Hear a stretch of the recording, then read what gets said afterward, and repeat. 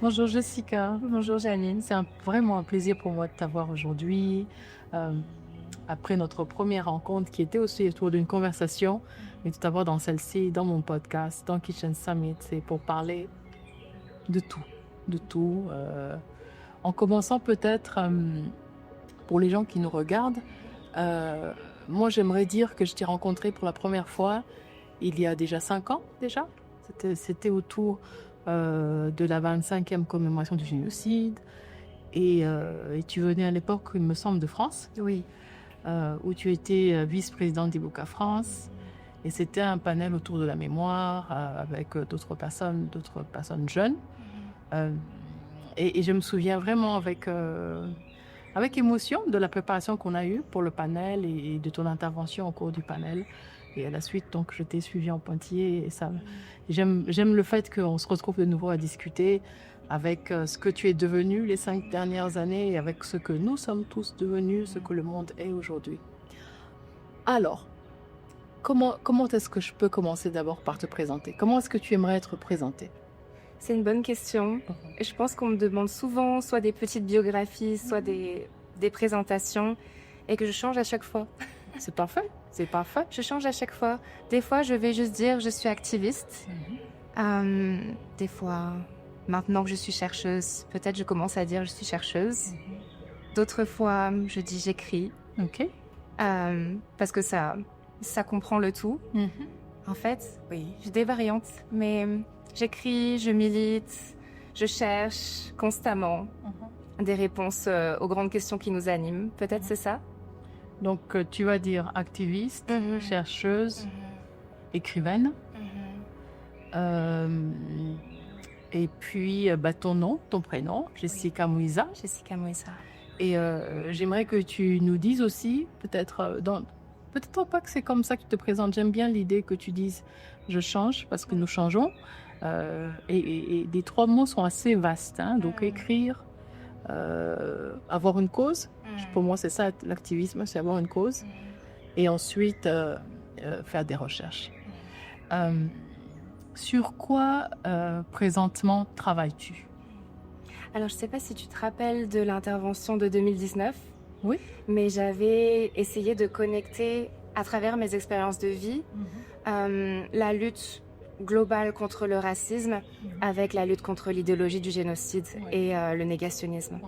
Et je pense que c'est toujours ça qui m'a animée, d'essayer de comprendre d'abord l'environnement dans lequel j'ai grandi, ce sud de la France au racisme sans filtre, les micro-agressions, les agressions plus frontales dont j'ai fait l'expérience étant enfant, et aussi le fait d'avoir eu cette expérience de la perte, du deuil, la perte de ma mère, qui a été une très longue perte et qui n'était pas compréhensible de mes yeux d'enfant. Je voyais ma mère qui était cette femme si grande, si belle, si forte, se détériorer petit à petit sans qu'il y ait de mots posés sur ce qui se passait, sans explication de l'histoire du génocide, de l'histoire de notre famille du côté rwandais. Et donc c'est devenu trop important pour moi, existentiel, de comprendre et le racisme et le génocide et comment ces idéologies-là se connectent d'un continent à l'autre, de l'Europe à l'Afrique. Alors, tu entres dans le vif du sujet, c'est peut-être la nature même de ton histoire à toi. J'ai un intérêt particulier sur l'intersection entre l'histoire personnelle et la so-called grande histoire. Et voilà, toi, tu nais donc dans le sud de la France, d'un papa français et d'une maman rwandaise Tutsi. Et là, en préambule, j'entends non seulement la perte et le deuil, mais surtout quelque chose qui est comme d'une détérioration avant qu'elle s'en aille définitivement. Et tu es jeune. Et l'espèce d'incapacité à comprendre d'abord ce qui lui arrive, ce qui t'arrive ensuite, et en fait ce qu'il se passe dans le monde, ton petit monde et dans le monde en grand. Et je me souviens que tu m'avais dit que tu entres dans l'activisme pour la mémoire du génocide par le racisme. Et on y reviendra en fait, comment ces deux choses-là se croisent. Peut-être l'une trouve sa source dans l'autre, et là où elle trouve son pilier dans ton travail, mais également pour toi, dans ta vie, c'est ta mère. Mais aussi, nous sommes deux femmes noires, ayant cette conversation. Et le sort des femmes dans le monde aujourd'hui, notre place, notre façon d'exister. Et on va donc y revenir. En préambule de la conversation, et bien que toi et moi puissions parler sur une multitude de sujets, je t'ai demandé si tu veux me fournir 5 à 10 objets ou photos importantes par lesquelles on se sert. En fait, on peut un peu voyager ou prendre des pauses ou de temps en temps revenir. Alors, je vais revoir ta liste et tu me diras lequel des 5 objets par lequel tu voudrais commencer, et ensuite on ira voir. Donc, tu m'as suggéré un micro, un stylo, un vernis à ongles, ton document administratif de changement de nom, quand tu as changé de Gérondale pour Mouisa, et ensuite un billet d'avion. Par quoi veux-tu que nous commencions? Peut-être par le micro. Ben voilà. Parlons-en donc du micro. Le micro qui ici est invisible, mais évidemment nous sommes dans une plateforme qui est publique et que ta voix va porter. Pourquoi le micro? Alors le micro, c'est peut-être l'objet le plus complexe de ces 5 que je t'ai donnés. Parce que d'abord, ça commence avec le silence. Oui. Je pense que j'ai passé la première décennie de ma vie, donc cette décennie dans l'enfance, à ne pas avoir de voix, à ne pas avoir d'explication, et à être vraiment dans une sorte de position où j'avais l'impression d'observer le monde un peu par le dessus, observer une société dans laquelle je ne suis pas inclue, une famille dans laquelle il n'y a pas ou plus de liens. Oui. Et donc j'ai passé toute une décennie à être dans ma tête, à me faire des monologues intérieurs, à observer, à essayer de comprendre pourquoi les gens agissent ainsi, qu'est-ce qui cause la douleur, la maladie, la mort. Et donc c'était un dialogue interne et silencieux. Et je me rappelle des premières fois que j'ai dû prendre la parole dans le cadre militant. Oui. Et à quel point c'était douloureux, difficile. Oui. Donc j'étais chez les Jeunes Socialistes France, tout simplement parce que dans le sud de la France, quand tu veux t'engager, soit ça, soit le club des échecs.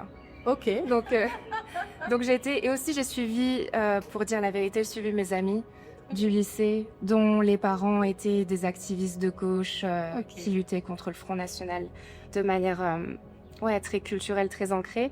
Du coup, je les ai suivis dans les réunions, puis un jour, j'entends un responsable de cette organisation dire qu'on ne parle pas de François Mitterrand avec ce qu'il a fait dans le génocide des Tutsis au Rwanda. Et là, je fais ok, maintenant je suis intéressée. Et donc, je ne suis pas encore en train de travailler sur l'histoire du Rwanda à ce moment-là. Mais tu es dans la jeunesse socialiste de Poix. Je sors de ma dizaine difficile, j'ai 15 ans, on commence à militer. Oui. Et je suis dans une organisation où, de génération en génération, c'est des militants professionnels. Ils ont appris de leurs parents, ils savent parler, ils savent faire des discours, ils savent... Des pamphlets, distribuer, aborder les gens. Ils ont des phrases catchy, ils ont ce savoir-faire-là que moi, j'ai pas. Et très vite, on me pousse, on me dit « Jessica, tu dois parler, tu as des choses à dire. Tu es une femme noire dans le sud de la France. Il faut parler. » Et moi, j'ai vécu ça comme une violence. Parce que je savais pas faire. Et j'étais mise face au fait que j'ai grandi dans une famille déstructurée. Oui. Très pauvre, sans le capital culturel de mes amis et mes camarades. Donc, les premières... pour acquis du reste. Tu penses qu'on est équipés. Comme si je faisais un caprice de ne pas parler, quoi. Et les premières prises de parole en réunion d'abord locale dans le sud de la France entre nous, je tremble. Je tremble, mon corps peut pas gérer ça. Et il y a aussi ce truc de... Personne ne m'a jamais rien demandé. Personne ne m'a jamais rien expliqué. Donc, c'est pas naturel. En fait, tu es jeté dans l'eau froide, profonde, avec les requins, sans préparation. Mais ils doivent bien voir que tu n'es pas coacher, entraîner.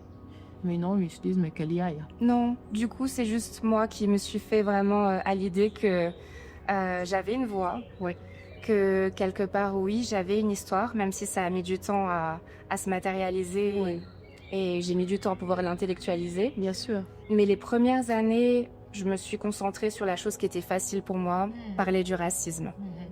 Parler de cette expérience d'être dans une région aux inégalités criantes, aux extrêmes richesses, à l'extrême pauvreté, avec une certaine violence aussi verbale, un manque de décorum. Parce que moi, je crois plus dans le fait que les gens du Sud sont plus racistes que les gens du Nord.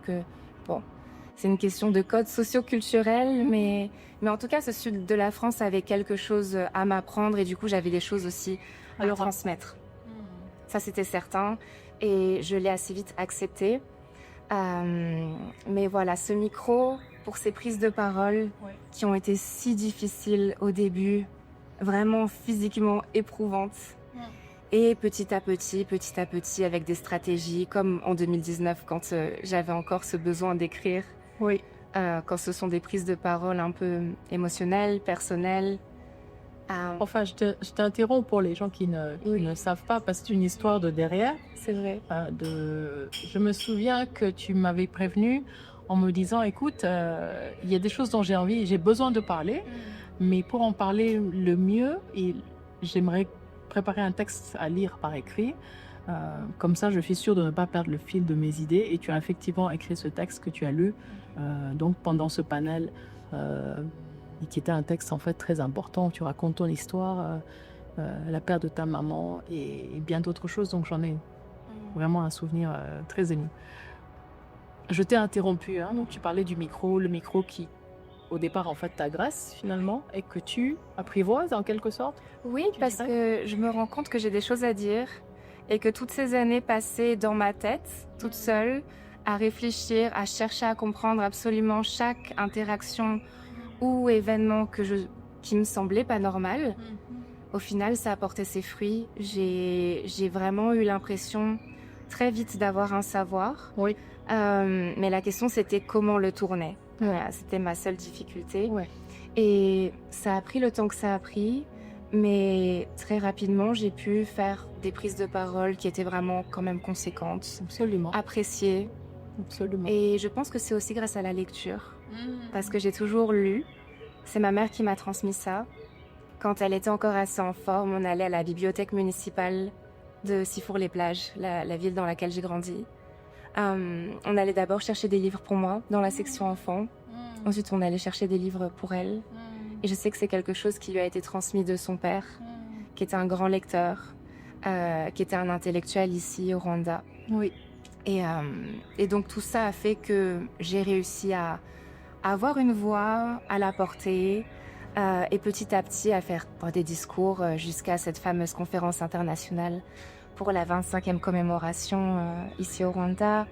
D'autres conférences, par exemple à l'Institut du monde arabe à Paris, à l'UNESCO. Mais ça a commencé à un petit niveau dans le sud de la France. J'aime beaucoup le fait que tu évoques la lecture. Pour moi aussi, la lecture était un pont entre mon propre imaginaire et le reste du monde. Et après, je me souviens, j'étais très surprise que je savais écrire des mots dont je ne connaissais pas le sens. Et après, l'articulation qui se passe entre la lecture et la pensée et l'écriture, et ensuite le simple fait de parler. J'ai l'impression que tu étais en gestation pendant une dizaine d'années. Les mots, en tout cas, les pensées étaient en gestation et ils ont pris forme et ensuite tu les manifestes à travers donc tes prises de parole qui sont très fréquentes, parce que là tu parles des interventions grandes et publiques, mais tu es sur les médias sociaux, tu es dans des spaces, mais également des lives sur Instagram, mais également tu as fait le tour des écoles en France avec Ibuka France, en tout cas à ma connaissance, et certainement là où tu vis à New York. Moi je pense que ta voix porte, hein. Tu as une voix qui porte et très bien, le micro pour amplifier nos voix aussi. Et puis tu sais, les gens qui parlent, il y a parler pour parler et puis il y a parler pour dire quelque chose.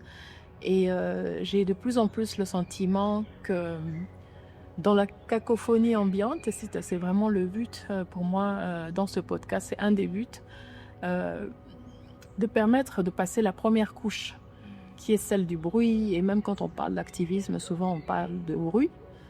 Voilà, j'ai ma cause et de flambeau, mais aller dans la substance des choses, rencontrer justement l'humain derrière la cause. Et souvent, d'ailleurs, on entend « Ah oui, mais c'était personnel ». J'aimerais que tellement de choses soient personnelles et qu'on prenne position, en fait, en disant « je suis », « je pense », etc., plutôt que de se cacher derrière des pseudos, des écrans, et finalement pas prendre de risques. Quel est, dans ton souvenir récent, l'une des conversations, à ton avis, les plus impactantes, que ce soit pour toi ou pour l'audience? Tu as un souvenir? Conversations les plus impactantes. En tout cas, qui te marque, soit par la qualité des échanges, soit par le manque, quelque chose qui est une conversation, une prise de parole qui reste avec toi. Je vais commencer par élimination. Oui, bien sûr. Ces années de militantisme dans les milieux des partis politiques de jeunesse à gauche en France m'ont montré ce que c'est le vide. Parce que au final, on était très peu de voix à être un peu singulières, à avoir une expérience à partager. Et on nous mettait sur le devant de la scène quand c'était utile, peut-être pour l'image globale de l'association ou du mouvement politique plus général. Donc, alibi diversité? Tout à fait. Très vite, ce qui m'a aidé à surmonter cette peur de parler, ou plutôt ces réactions physiques très fortes, c'était de me rendre compte que toutes les personnes que je mettais sur un piédestal, ces personnes qui ont des parents chercheurs, écrivains, politiciens, députés, journalistes, qui sont sur le chemin pour entrer à Sciences Po, pour faire les meilleures écoles. Et moi, je me sentais très loin de tout ça. Mais par cette expérience, je me suis rendu compte qu'ils n'avaient rien de plus que nous. Et la substance. Et malheureusement, la substance était rarement là dans les débats au sein de cet organisme de jeunesse. Souvent, c'était très superficiel. Cette mode qu'il y a encore aujourd'hui dans les débats politiques de la punchline, de la bonne formule. Et je me suis rendu compte que quand on avait ces prises de parole qui étaient signifiantes, moi et certaines autres personnes, souvent des femmes issues des minorités raciales, on scotchait l'audience et ils ne savaient pas comment nous répondre. Donc il n'y avait pas de dialogue. C'était vraiment un rapport de force entre l'invisibilisation et ensuite certaines d'entre nous qui arrivaient en disant « mais moi j'ai quelque chose à dire ». Et on sonne un petit peu la fin de la récréation et de cet entre-soi. Donc ça commence par élimination. Il y a eu beaucoup de dialogues qui n'en étaient pas. Et ensuite j'ai vécu des très belles choses pendant les conférences scolaires que j'ai pu faire avec Imuka. Dans les lycées français. Souvent, c'était des lycées plutôt en périphérie. D'accord. Des lycées dans des villes assez pauvres d'Île-de-France. Et donc, je faisais souvent l'introduction à l'histoire du génocide contre les Tutsis pendant 30 à 40 minutes pour accompagner la parole de la personne survivante et pour qu'elle puisse se détacher des explications un petit peu techniques, que ce soit sur le concept de génocide, sur qu'est-ce que c'est le racisme, qu'est-ce que c'est la communauté internationale. Donc tu permettais une bonne introduction. Et ensuite j'expliquais les faits. Et ensuite la personne survivante pouvait dérouler son histoire. Et après les échanges avec les lycéens, les étudiants, toujours exceptionnels, toujours incroyables, généreux. Toutes les choses qu'on peut vivre en tant qu'activiste franco-rwandais, belgeo-rwandais, dans des milieux politiques, politisés ou associatifs. Avec les enfants, on ne vit pas ça. On a des questions qui sont sincères. On a une réelle empathie. Et du coup, de cette empathie, de cette humanité, naissent un vrai sens politique, un vrai sens politique, des questions pertinentes auxquelles on peut... desquelles on peut partir pour avoir des vraies conversations, des belles conversations. Quand je t'écoute, tu sais, je pense à l'une des problématiques du moment, qui est, quand tu regardes surtout le paysage politique occidental, quelque chose qui est le fait d'une jeunesse désabusée, et même pour la classe des votants, une très faible participation aux élections. À moins que ce soit des objets ou des sujets de grande controverse, les gens participent finalement très peu à la chose politique.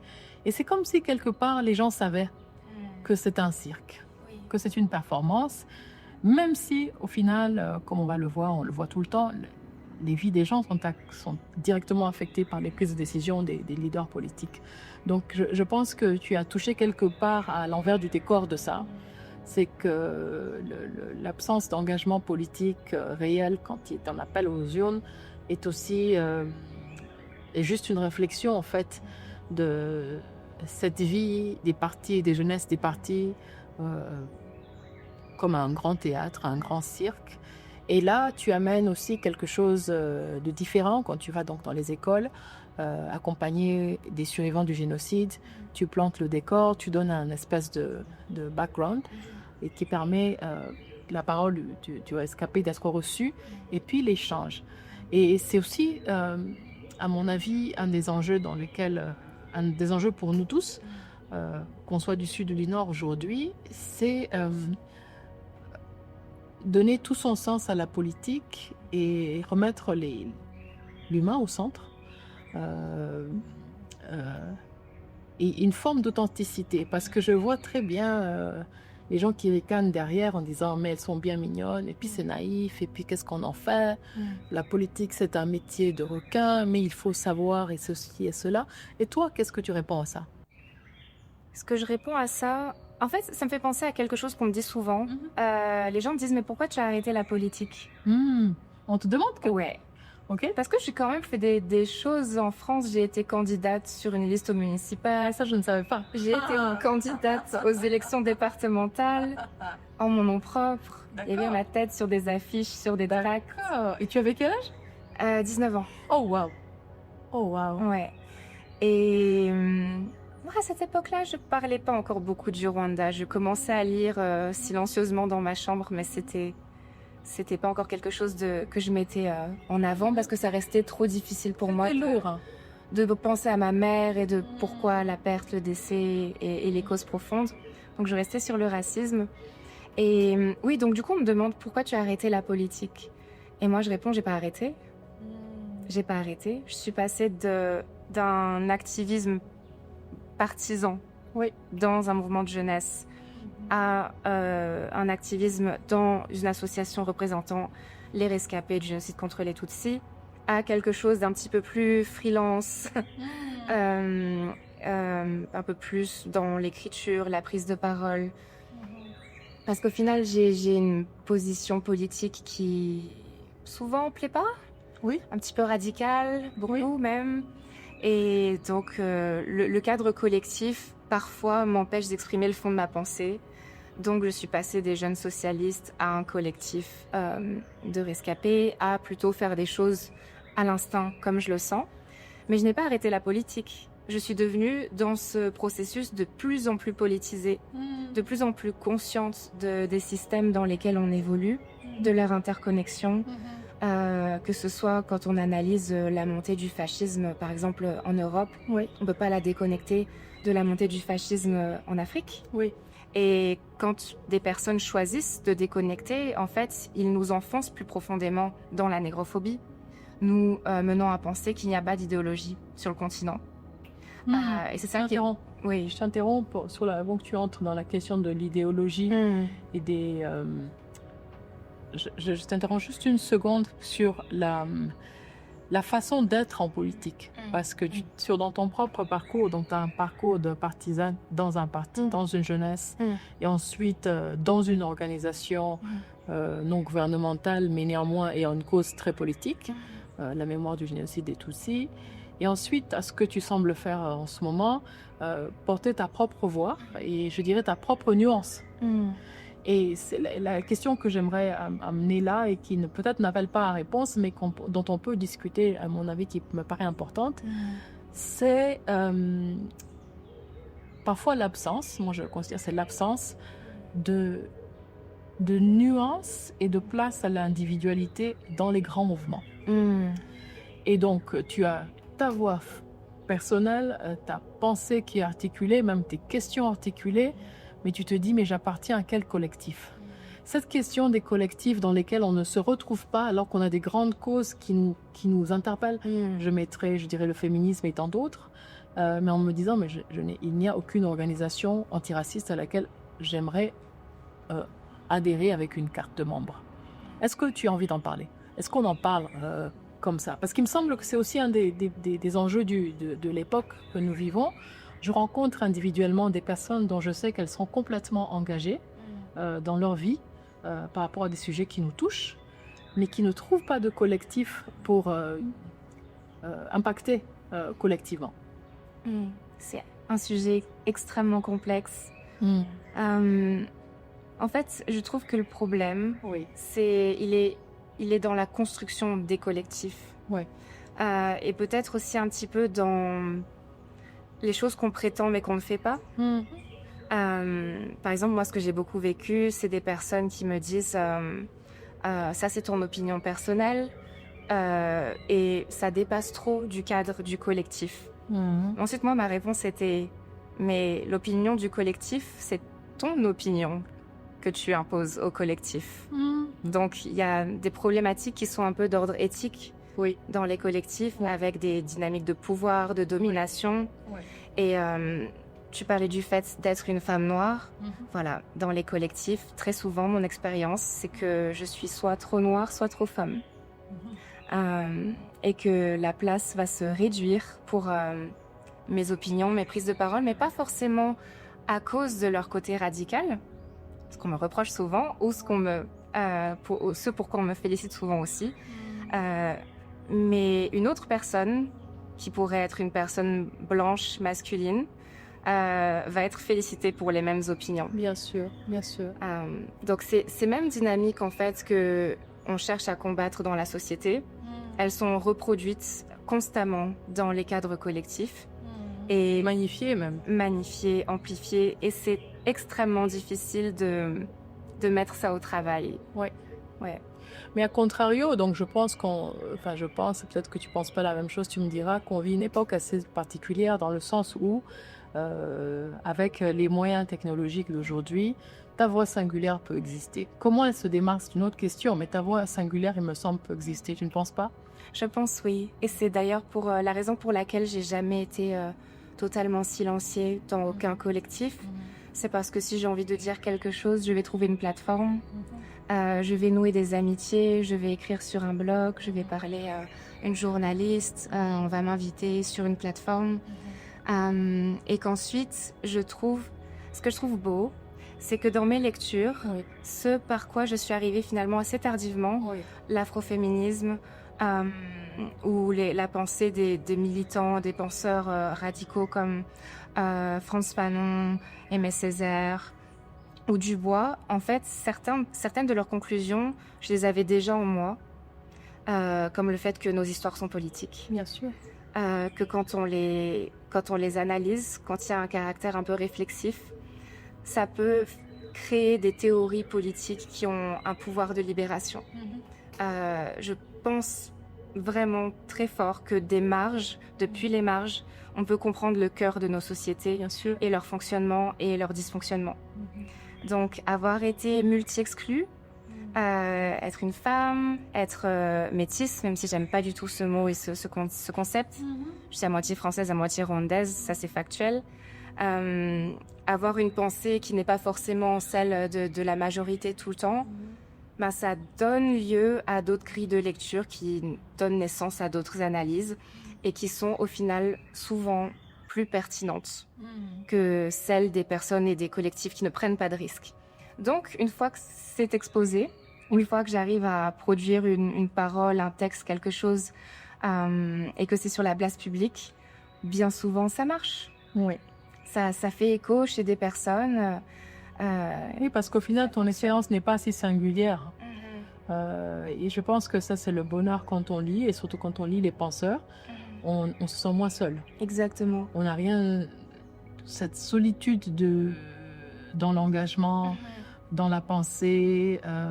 En fait, elle était partagée, elle l'est encore d'une façon très large. Et c'est merveilleux de lire et se dire, mais enfin, Fanon, à sa façon, dit ce que je vis. On partage notre... on est toutes des fans de Bell Hooks. Et Bell Hooks, tout à l'heure, tu disais que elle est en haut dans ton panthéon, moi aussi. Mais elle a aussi articulé une pensée qui est brûlamment contemporaine. Je pense la même chose de James Baldwin. Et je me demande... je les ai aussi lus sur le tard. Pour moi, la lecture fondatrice, qui était comme une colonne vertébrale et même quelque chose à laquelle on se raccroche, c'était chez Anta Diop. Et puis après, j'ai appris qu'il avait 14 PhD, qu'il a fait un doctorat en chimie pour inventer le carbone 14 et montrer que les pharaons étaient noirs. Quelque part, je me dis, la vérité, avec un grand V, si tant est qu'on puisse le dire comme ça, a des façons très spéciales de s'insinuer et de trouver des figures qui la portent et qui nous portent à leur tour. Et par moments, moi je me dis toujours, on n'est jamais seul. On peut se sentir seul et c'est la nature de ça. Mais surtout, la solitude, elle est organisée. Elle est organisée contre nos résistances. En France, par exemple, ça va être grandir en voyant que les seules personnalités noires mises en avant sont des personnalités américaines. Bien sûr. Comme ça nous déconnecte de nos luttes, de nos histoires. Donc on va avoir des rues Rosa Parks, des gymnases Malcolm X. On va célébrer Martin Luther King. On va traduire toutes les biographies, tous les livres, toutes les œuvres, les films. Mais s'agissant des histoires coloniales qui touchent à la francophonie... Directement. Ah ouais, c'est trop un tabou. C'est trop près. Il ne faut pas qu'on puisse comprendre, parce qu'il ne faut pas qu'on puisse s'organiser. Et c'est aussi ça qui a rendu, moi, mon propre rapport à l'histoire du Rwanda et du génocide contre les Tutsis délicat, parce que le roman national en France est très fort, très sophistiqué. Cette manière de réécrire comment la colonisation s'est organisée, comment la France-Afrique est née de cette décolonisation, comment d'autres pays ont été intégrés à ce qu'on appelle le précaré français, comme le Rwanda, ce qui a mené à la collaboration entre Mitterrand et Habyarimana. Tout ça, quand on est autant manipulé dans notre approche à l'histoire de la France et de ses colonies et de son rapport au monde, c'est extrêmement difficile à comprendre. Et donc, en fait, sans le vouloir, on revient au point de l'idéologie. Parce que, toujours, oui, on y revient, mais on y revient par les faits que tu viens de décrire. Quand tu vois que comment dire, c'est même pas une réécriture, c'est édité en fait, c'est édité. L'histoire enseignée est une façon organisée de raconter la mythologie d'une nation et une façon de le faire dans chaque pays. Et là, on parle bien de la France. Et qui fait que les résistances ne peuvent pas s'organiser. Donc, dans la façon dont on raconte, et dont on écrit, enseigne, raconte l'histoire et ensuite les médias s'organisent, il y a des angles morts qui font qu'il n'y a pas de prise à ces faits-là, qui doivent être occultés pour l'histoire, en fait. Occultés aussi longtemps qu'on le souhaite. Ça va faire 31 ans que le génocide contre les Tutsis a eu lieu, et bien plus longtemps que la colonisation a fait ses ravages et on sait tellement peu des résistances. Les résistances sont complètement pas documentées, très peu. De temps en temps, tu as l'histoire d'un résistant au Cameroun, au Congo, ici et là, en Algérie. C'est des fragments de boue, mais en fait, si la colonisation n'a pas été aussi radicale et éradicante, des identités, c'est bien parce que les gens ont résisté. Mais c'est, pour ainsi dire, peu documenté.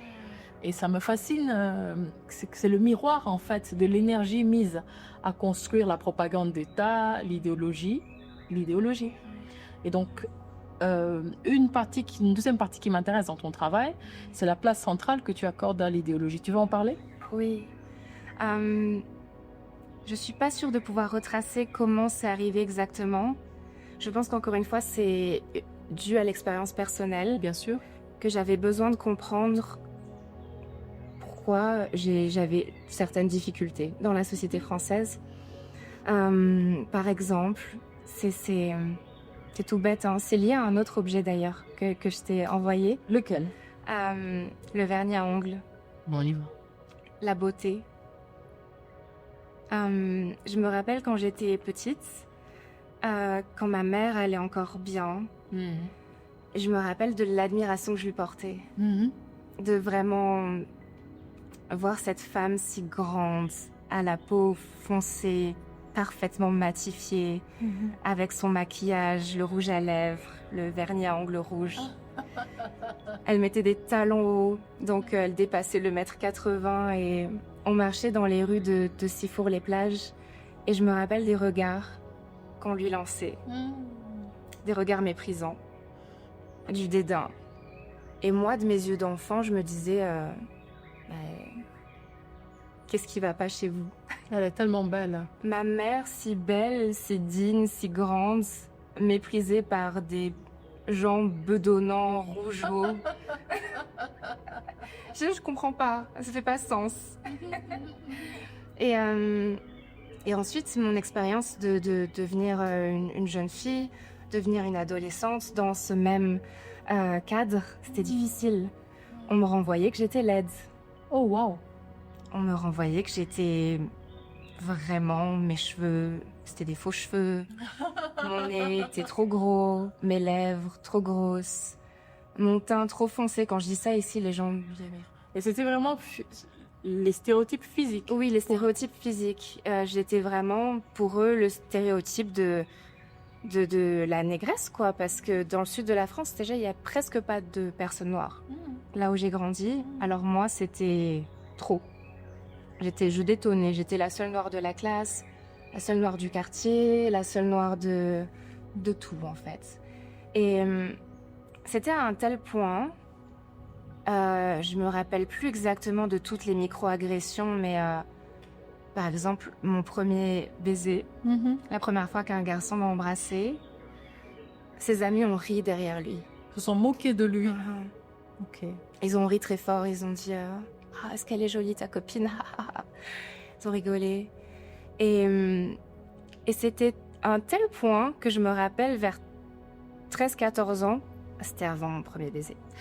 Anyways. Ça m'est arrivé de rentrer chez moi, de me regarder devant le miroir et de m'auto-convaincre de dire non. C'est eux qui sont fous, c'est pas moi. Je suis pas moche, c'est pas vrai. Je me regardais dans le miroir et je me disais c'est pas vrai. Je devais m'auto-convaincre. C'est d'une violence que ce qu'il disait. C'est d'une violence inouïe que je ne personnellement peux pas imaginer, alors que j'ai vécu d'autres formes de stigma. D'être, dès ta tendre enfance, littéralement stigmatisé pour des traits que peut-être même tu t'envies, pour le coup. Oui. Bon, donc on a dit rouge à lèvres et idéologie, alors où est le lien? J'y viens. Et d'autres expériences personnelles, parce que le personnel c'est toujours politique et que moi je l'ai vraiment vécu comme ça et articulé comme ça, mais l'attitude de mon père... pendant toute cette enfance tragique, le rejet, les négligences, bon, je le raconterai dans un livre un jour, mais des anniversaires sans cadeaux, sans bougies, des Noëls sans sapin. Tu as perdu ta maman quand? J'avais 9 ans. Mais elle était malade des années avant, des allers-retours de plus en plus longs à l'hôpital.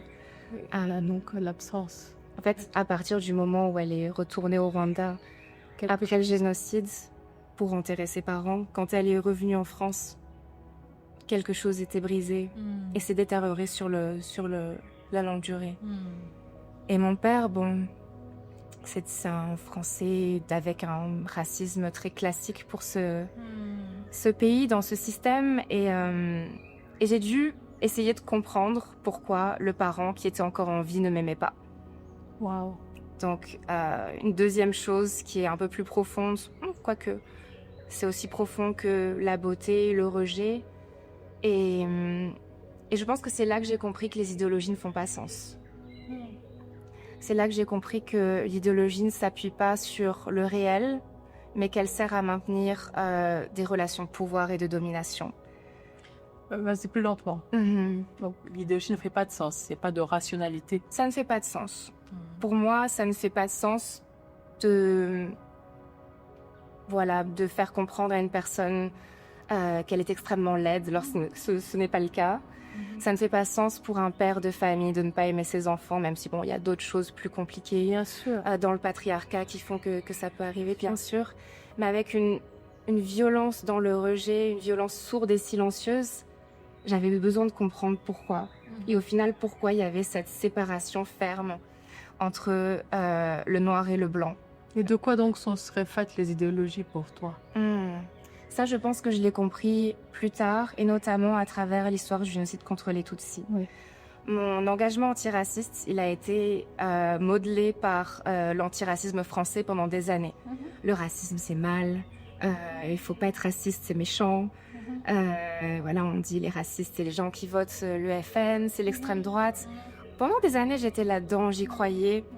Et puis, petit à petit, je me suis rendu compte que on combat telle parole politique, on combat tel parti politique, mais autour de nous, ils disent la même chose. C'est comme l'air que tu respires. Avec des mots plus euphémisants, avec des éléments de langage plus atténués, mais c'est le même fond.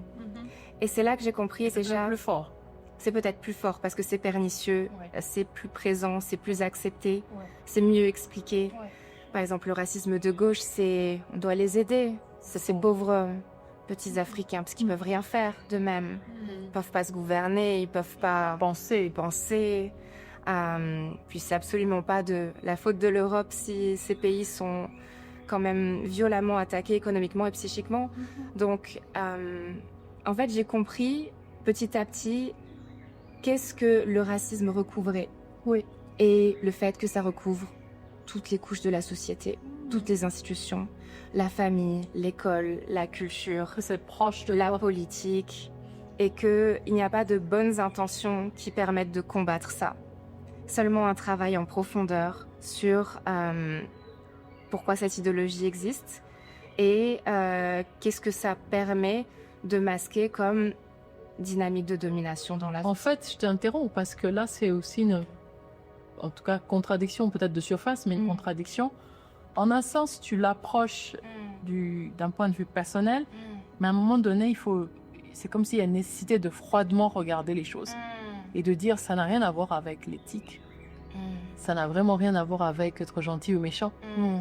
Ça a à voir avec une mécanique presque. C'est quelque chose de mécanique qui est pensé pour produire certains effets, il me semble, non? Exactement.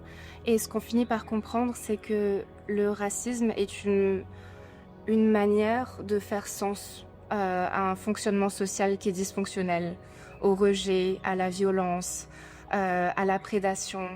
Et ça, c'est des choses que j'ai vécues petit à petit par des expériences tellement diverses, où à chaque fois, je voyais cette idéologie venir comme pour masquer le tout, aplanir le tout, expliquer le tout, couvrir le tout. Voilà, encore une fois, la question du génocide. On a une société européenne qui est persuadée que les Africains ont vocation à s'entretuer. Et c'est raciste. Nous, on se plaint, on dit pourquoi vous ne voulez pas comprendre les détails de notre histoire, votre implication dans laquelle vous êtes mêlés. Sauf que cette explication, grâce à l'idéologie raciste, elle les aide à échapper à une responsabilité. Absolument. À une responsabilité politique, à une responsabilité pénale, à une responsabilité financière. Donc, l'idéologie, elle a toujours un but très précis. Et dans les cercles familiaux, ça va être la même chose. Une personne blanche qui a besoin, quand je dis blanche, c'est pas forcément la mélanine, parce qu'après on m'attaque beaucoup là-dessus. Qu'est-ce que c'est être blanc, qu'est-ce que c'est être noir? La blancité, c'est avant tout politique. Mais une personne blanche qui a envie de consommer des corps avec un fantasme qui est lié à cet imaginaire qu'on a en Europe sur l'Afrique, et qui décide que cette violence-là, ce n'est pas une violence, c'est juste quelque chose qui est dû. C'est de l'ordre des choses. C'est de l'ordre des choses. Donc le racisme s'imbrique aussi dans les relations familiales.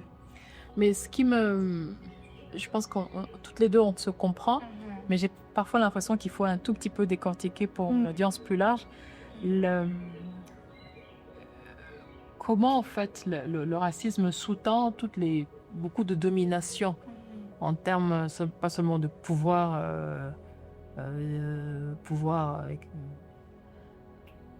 d'oppression, mais d'accumulation de richesses, de garder l'hégémonie. Je donne souvent l'exemple que le prétendu siècle des Lumières en Europe a vu naître des gens qui ont vraiment théorisé le racisme, à tel point que quand même sur le billet, je pense que c'est le billet des crônes suédois, le monsieur qui est sur le billet s'appelle Linnaeus. Il a créé cette grande anthologie des espèces. Et il a une classification d'Homo sapiens sur une espèce d'Homo africanus qui a un gros nez qui est bête. Et Europeanus, c'est bien évidemment, il est beau, intelligent, et il réfléchit. Et puis Asiaticus est assez obéissant. Voilà, c'est le pays du prix Nobel, et personne n'est interpellé par ça. Que serait, les colonisations, c'était une logique d'empire, et le Congo tel qu'on le connaît aujourd'hui, c'était la propriété privée du roi des Belges. Quand même, on a une implacable logique économique et de domination qui est là, qu'on va retrouver dans d'autres formes de racisme.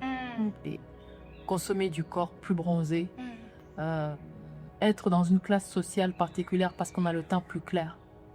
Et avoir les métiers qui y sont liés. Il y a des endroits encore aujourd'hui, et peut-être c'est choquant. Moi, c'est des villes qui me choquent, je ne vais pas dire leur nom, où dès que j'arrive, tous les balayeurs ont ma couleur de peau, et tous les autres sont blancs. Et c'est à proprement parler perturbant. C'est perturbant, mais peut-être que ça ne perturbe que ceux qui ne sont pas dans ce système. Et ceux qui sont dans ce système-là pensent bien que le balayeur, la femme de ménage, a un certain nom et une certaine couleur. Et je pense que c'est tellement, tellement intériorisé que pour beaucoup, quand on parle de racisme, ils pensent que c'est un truc de théorie dans les livres. Alors que c'est littéralement la fabrique de nos vies. Même ici encore, je pense que je pourrais entrer dans un restaurant avec toi et tu vas avoir un traitement légèrement différent parce que ta peau est plus claire. Plus claire, oui. C'est dire à quel point les dommages sont profonds. J'aime à penser que c'est pas totalement irréversible, mais je pense qu'on a tous un travail personnel et collectif à faire pour démanteler ce poison qui nous pollue, qui a façonné nos vies, et maintenant ça a une échelle un peu autre quand ça regarde globalement. Ça demande de la force. Moi, c'est ce que j'ai compris de mon expérience personnelle, parce que j'ai tellement dû lutter contre l'effacement, l'invisibilisation de l'histoire de ma mère et de l'histoire de mon pays, le Rwanda, dont on me disait mot et dont même j'ai entendu des choses négationnistes, je pense, très jeune. Cette scène-là dans Petit Pays de Gaël Faye où le papa à un moment dit... comment il s'appelle le personnage, Gabriel, oui. Gabi. Oui, il lui dit tu vois, les Tutsis, c'est parce que vous êtes des menteurs, vous avez un petit nez. J'ai eu pas loin de la même explication quand mon père daignait me dire 2-3 phrases sur le Rwanda, ma mère, cette histoire. J'étais pas loin de cette explication, oui. Et donc, pour moi, comprendre le racisme, j'ai jamais pu me satisfaire de la petite explication. C'est parce qu'ils sont ignorants. C'est parce que on ne se rencontre pas assez. Si on se rencontrait plus, je pense que les Européens, ils ont quand même rencontré la grande majorité de cette planète et que ça les a pas forcément rendus politiquement plus ouverts. Donc c'est pas une question de manque de rencontres, non. De brassage. Oui. Et vraiment, c'est cette réalisation, parce que moi j'avais cette pugnacité à vraiment, on ne peut pas me servir une réponse trop facile, trop elle ne se faisait pas. Jamais. Donc j'avais besoin de creuser. Et c'est là que je me suis rendu compte que, encore une fois, on est empêché de lutter. On est empêché de lutter par tous les moyens. Tu me demandais tout à l'heure sur comment je me présente. Généralement, j'oublie jamais de dire que je suis activiste. Oui. Même si maintenant je suis chercheuse, même si peut-être un jour je vais publier un livre, ça sera d'abord activiste. Parce qu'il y a cette organisation cette protection de ce système raciste qui passe par le « quand on est radical, on n'est pas sérieux ». Quand on est activiste, on n'est pas sérieux. C'est péjoratif. Quand on parle de suprématie blanche, oh là là là là, c'est radical, c'est pas sérieux. Et c'est quelque chose de fou parce que factuellement, il y a, juste avant la Première Guerre mondiale, l'Europe, une seule partie du continent européen, dominait plus de 80% de la planète. Et organiser cette domination petit à petit avec l'aide de ces fameux intellectuels, de ces livres, de ces thèses, de ces scientifiques, de la religion. Tout est national possible et imaginable en fait. Créer ces théories raciales, racistes, de les Africains sont comme ci, l'homme blanc européen est comme ça, les aborigènes sont ainsi, les asiatiques sont ainsi. Et c'est ça le système de la suprématie blanche. Absolument. Ce n'est pas un gros mot pour qualifier les gens juste de l'extrême droite. Non, c'est un système qui a été appuyé, créé, élaboré par des sociétés entières, soutenu par les citoyens lambda de ces pays européens qui votaient pour ces hommes politiques, qui achetaient les livres de ces hommes de culture qui étaient eux-mêmes extrêmement racistes. Et donc, quand on revient à nos temps présents, contemporains, et qu'on parle de cette histoire et qu'on explique la domination blanche et la fracture de la ligne de couleur qui est censée déterminer qui on est, qu'est-ce qu'on est, comment on pense, quels sont nos intellects, quels sont nos... Bref, qui sont censés tout déterminer. Quand on expose ça, on nous dit c'est pas sérieux. Oui, mais je pense qu'une partie de ça, c'est du déni. Parce que c'est à la fois simple comme explication, mais choquant. Comment expliquer qu'un continent aussi grand que l'Afrique est peuplé de gens en grande majorité pauvres et que ce petit continent-là d'Europe qui est vieille et vieillissante, avec ce système très organisé, a donc accumulé de la richesse et maintient cette domination par la même idéologie. Donc les Africains gagneraient tout à entendre ce discours-là. Moi, je comprends que l'Occident résiste à l'usage de ces mots-là, mais je comprends un peu moins bien, je l'accepte pas, que ce ne soit pas enseigné dans les petites écoles sur le continent. C'est fondamental, fondationnel de le comprendre. Et ça me fait penser à ce qu'on disait tout à l'heure, le fait d'avoir de temps en temps quelques figures résistantes qui sont mises en avant, ça aussi c'est un piège. Parce que la résistance à ce système, elle s'est effectuée au sein des familles, elle s'est effectuée par nos hommes de culture dans nos sociétés, elle s'est effectuée par le collectif. Mais quand ensuite, par les productions intellectuelles et culturelles européennes et américaines, on fait comprendre que non, c'est parce qu'il y avait un homme fondamentalement intelligent, la figure messianique qui leur ressemble d'ailleurs. Exactement, qui leur ressemble et qui d'ailleurs souvent n'était pas si radical. En fait, ça nous empêche collectivement de penser qu'on peut continuer à lutter contre le racisme ensemble.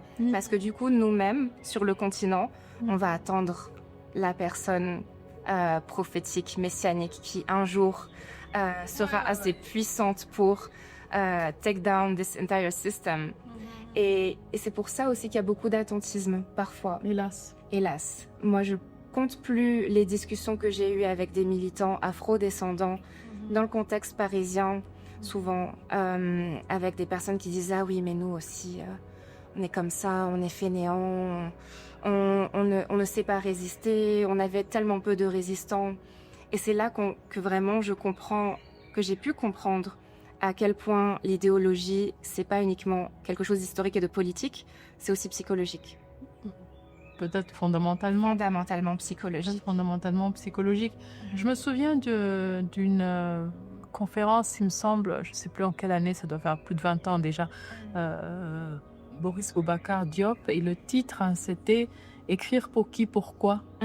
Et parce qu'à l'époque, donc, il venait d'essayer de ne plus écrire en français, d'écrire en wolof. Et on lui pose la question, pourquoi est-ce qu'il écrit désormais plus qu'en wolof? Et il dit, il cite l'exemple d'un écrivain hongrois, je ne sais plus son nom, il dit, il y a autant de lecteurs hongrois dans le monde, il y en a 10 fois plus qu'en wolof. Et vous ne poserez jamais la question à cet écrivain hongrois, pourquoi il n'écrit qu'en hongrois? Mais il dit, mais votre question, donc, puisqu'elle est posée, je vous dis, il y a plus de lecteurs dans ma langue maternelle, dans mon pays, un peu plus en dehors, qu'en Hongrie. Et la question ne s'applique qu'à moi, qu'à un certain nombre d'écrivains. Et ensuite, il revient sur le fait que, plus jeune, il était commun de vouloir mettre en débat Césaire versus Senghor, Senghor versus Che Kanta, parce que l'un serait plus radical que l'autre. Il dit, je pense qu'il faut aussi déjouer ce piège-là. Ils sont tous les miens. Et à un moment donné, par rapport à un certain contexte et à une certaine idéologie, il peut être bien convenable et convenant et arrangeant que je les descende. Mais ça ne passera pas par moi. Et je pense que cette solidarité retrouvée et même cette tendresse retrouvée pour nos gens, dans leurs imperfections, parce qu'en fait, aucun résistant n'a vocation à être parfait. Il est extrêmement humain, il ou elle fait avec les éléments de son contexte, et dit, Senghor m'a apporté, Che Kanta m'a apporté. Je me sens peut-être plus proche de l'un que de l'autre, mais les deux comptent, et ils font partie de ce que je suis devenue. Et j'ai trouvé ça très, très brillant, et j'ai retrouvé encore cette pensée-là quand je relisais...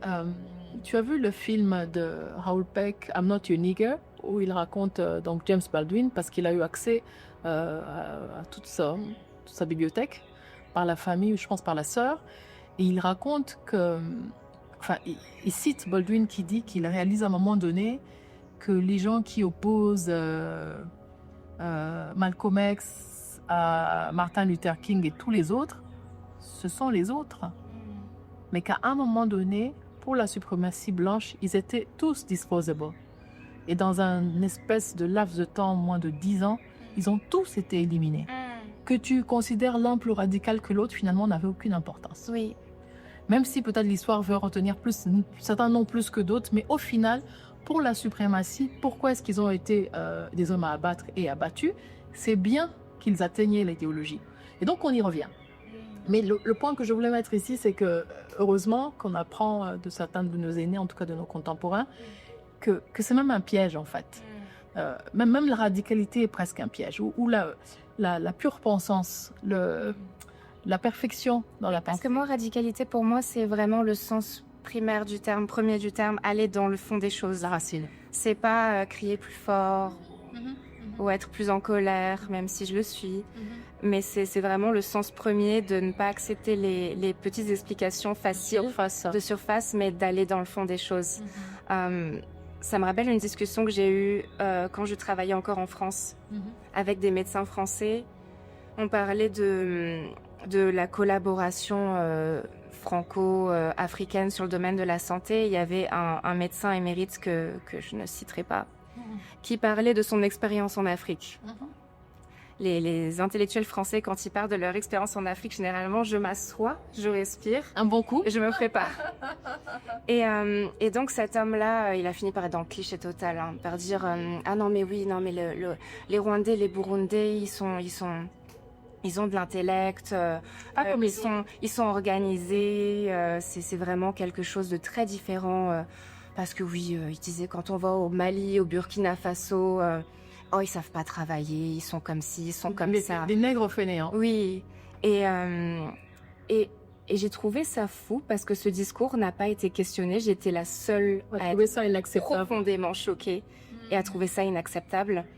Et j'ai dû par la suite dire à mes collègues, mais est-ce que ça lui viendrait pas à l'esprit de peut-être comprendre que la France a détruit des générations et des générations d'intellectuels, de professeurs, d'hommes politiques, de révolutionnaires, d'hommes de culture. Ils ont détruit même la culture en cherchant à détruire les langues et à empêcher leur utilisation. Et donc à forcer un système de pensée qui est européen sur une société qui n'est pas européenne. Et quand j'ai commencé à expliquer tout ça, ils ont dit ah oui, non, c'est vrai que c'était pas correct. Mais sur le coup, c'est pas sur le coup, ils n'avaient aucun problème. Mais ça, c'est aussi une... Je trouve pas le mot parce que j'ai pas envie de dire c'est leur force et notre faiblesse, mais en quelque sorte, oui. Se sentir flatté, d'être perçu plus intelligent par rapport à ton voisin du sud ou de l'est, mais quelle importance. Exactement. Mais quel genre de flatterie est-ce? Et quand on dit que tout est lié, là-dedans, il y avait l'idéologie génocidaire. Parce que pourquoi cet homme-là voulait décrire les Rwandais, les Burundais comme plus intelligents? C'est encore cette même idée amenée par la colonisation allemande puis belge, que au Rwanda, au Burundi, on trouve les Tutsis, que c'est une race, que cette race est hamitique, donc plus proche des Blancs, dans un sens biblico, je ne sais quoi. Et donc cet homme-là, qui se défendrait corps et âme d'être accusé de... Ce serait inacceptable de le traiter de raciste. Promouvoir de l'idéologie génocidaire et d'être raciste, l'a fait avec un naturel. Une décontraction. Une décontraction, d'opposer ce qui pour lui, je pense s'il avait le vocabulaire, il dirait les Bantous contre les Hamites. Bien sûr. C'est ça qu'il disait. Bien sûr. Les vrais Africains contre les faux Africains, comme Jean-Pierre Chrétien et d'autres l'ont vraiment bien expliqué aux Français pour le coup. Donc l'idéologie, c'est quelque chose qui est mon fil rouge, que je retrouve partout et que j'arrive à mettre en relation. Donc ce dédain pour l'Afrique, ce racisme qui est un peu racisme un peu global, un peu général, cette négrophobie, et l'idéologie un peu plus précise, l'idéologie génocidaire et l'idéologie anti-Tutsi qui ne s'est pas éteinte. C'est ce que j'essaie de faire, de constamment mettre en lien, de constamment expliquer en dynamique.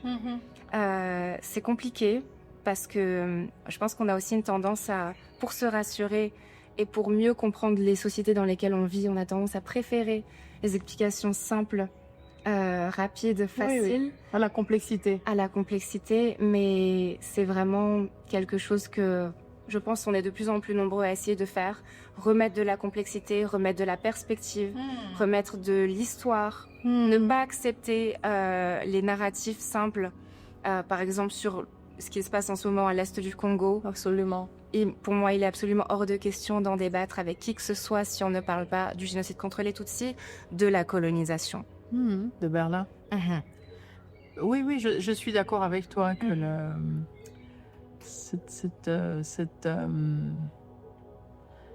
ce refus de la complexité, en fait, alors qu'on a un cerveau qui a des millions de neurones et de connexions et de capacités à non seulement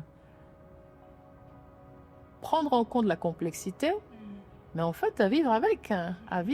Nous sommes des êtres de complexité. Et ce serait totalement illusoire de ne pas entrer là-dessus. Et je te remercie vraiment de naviguer parfois à contre-courant, peut-être même souvent, quand on veut l'histoire et la punchline et le récit fast-food, de dire attends, je vais vous faire un article long. Je pense que ça vient même, du coup ça affecte la forme.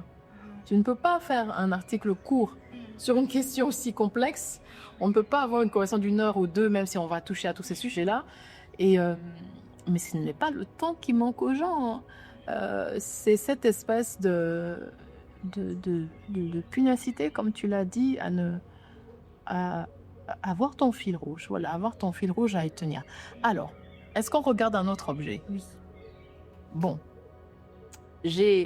On a parlé du micro et du vernis à ongles. Alors au choix, le stylo, le document administratif, le billet d'avion ou encore quoi d'autre? Bonne question. Peut-être le stylo. Mais je parle d'articles longs. Parce que pour moi, c'était le stylo et le micro, c'est assez lié. Mais ça m'a mis plus de temps à aller vers l'écriture. Et je pense que ça aussi, c'est du racisme intériorisé. De se dire qu'on n'est pas légitime, que ce qu'on va écrire, ça va pas être bon. Oui. Et pas assez bon. Pas assez bon, alors qu'il y a tout un tas de personnes qui ne se posent pas cette question, qui écrivent, qui postent et qui sont très satisfaits d'eux-mêmes et qui savent qu'ils auront un bon feedback dans tous les cas. Mais moi, le premier article que j'ai écrit, finalement, c'est assez tard. C'était quand? Bon, j'ai écrit des petites choses avant pour les jeunes socialistes. Mais c'était pas très conséquent. Le premier article où vraiment je me suis dit je veux poser ma voix sur le papier, c'était en 2018. Donc il y a 7 ans. Ouais. Et je me rappelle à quel point j'étais terrorisée. C'était un article pour les commémorations du génocide contre les Tutsis, dans une période où quand même le négationnisme officiel en France était encore assez criant. Et je me rappelle de cette obsession que j'avais pour ne pas faire d'erreur. Bien sûr. Ne pas faire d'erreur. J'ai fait des recherches quand je disais un chiffre et je le confirmais au moins 10 fois. Je demandais les avis, les opinions, les relectures. Et ensuite, quand j'ai posté cet article, je me suis sentie libérée et j'ai trouvé que c'était encore une étape supérieure dans le fait de réclamer mon humanité, ma dignité et celle de ma mère, celle de tous les Rwandais derrière. Dont on maltraite l'histoire et la mémoire. Et ce média de l'écriture, il est particulier parce que c'est quelque part un peu élitiste. C'est plus noble. C'est plus noble. Quand on dit on est écrivain, quand on dit on écrit des articles, d'un coup il y a un effet wow. C'est chic. Un effet, c'est chic, tu es quelqu'un, tu peux écrire, tu es une intellectuelle. Et j'ai trouvé ça important de montrer que il faut pas forcément avoir plus de 40, 50 ans, pas forcément avoir 14 PhD comme Cheikh Anta Diop. Et des références kilométriques. Exactement, pas forcément avoir des parents qui savent, un cercle qui te transmet le savoir, mais que ça à la portée de tous. Et enfin, oui et non. Tu vois, c'est pour moi. Avec un travail. Oui.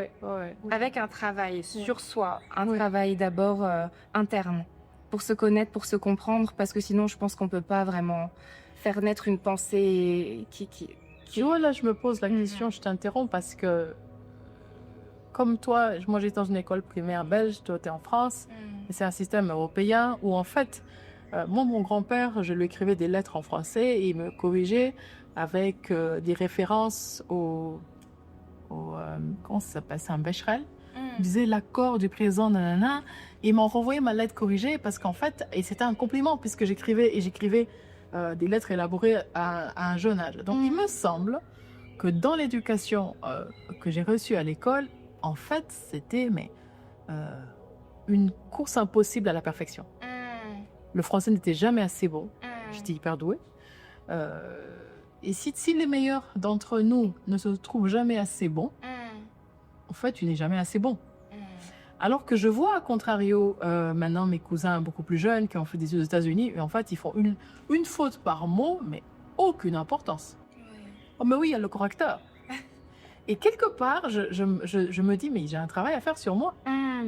Je ne supporte pas de voir un email avec une faute par mot, mais fondamentalement, cette personne s'est bien fait comprendre. Évidemment, je ne parle pas dans le cas de diffuser ce que tu écris, mais je me demande si encore ce perfectionnisme-là ne répond pas de cette logique idéologique de racisme et de domination. Bien sûr. En tout cas, la langue française, elle s'est complexifiée avec la colonisation pour être sûr que les petits colonisés n'accèdent jamais à cette langue tellement complexe. Eux, en résistance, ont eu le créole, qui ressemble au français, mais qu'on ne comprend pas si on ne parle que français. Mais dans la langue écrite, dans le support de la langue écrite, qui en fait aussi est récent dans l'histoire des hommes, les bibliothèques, le livre imprimé, il y a quelque chose qui est d'une logique d'exclusion. Certes, mais en fait, quand je vois de ma perspective et de mon expérience, j'ai eu des facilités peut-être par le fait que je lisais. Mais j'ai pas non plus lu énormément. Je prenais des BD avec ma mère quand on allait à la bibliothèque, je prenais des livres pour enfants. C'est un début. Mais mon expérience scolaire a été plutôt chaotique. Avec la perte de ma mère, je pense que la dernière fois que quelqu'un a vérifié mes devoirs, peut-être c'était à l'âge où on apprend à compter jusqu'à 100. Donc, c'est quoi? C'est entre 5 et 7 ans, quelque chose comme ça.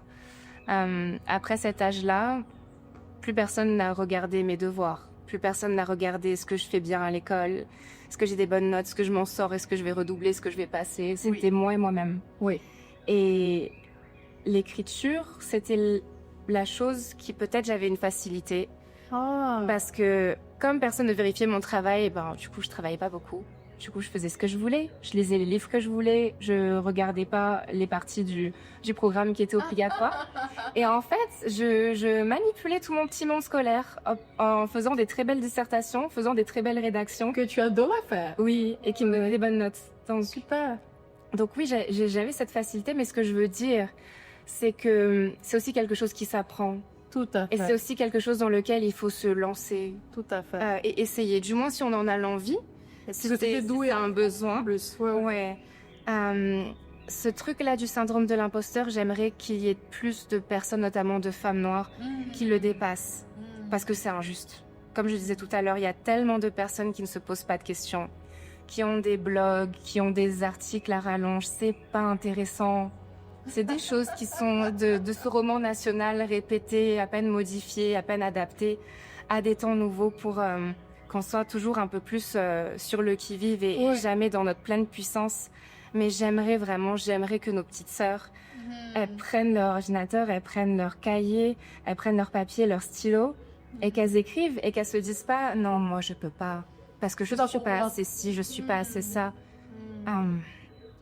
Donc j'entends ton premier article en 2018 et puis le stylo comme en fait un outil de liberté, un outil d'expression et puis avec du plaisir. Avec du plaisir. Tu as eu du plaisir à écrire dès toute petite en fait. Oui. Ça c'est chouette, ça c'est chouette. Ouais. Bon, on a fait quelques objets, donc on a couvert le vernis à ongles, découvert le vernis à ongles, le stylo là, juste là tout de suite et on avait commencé par le micro. Alors, on fait une petite pause dans cette conversation et on se retrouve dans quelques instants.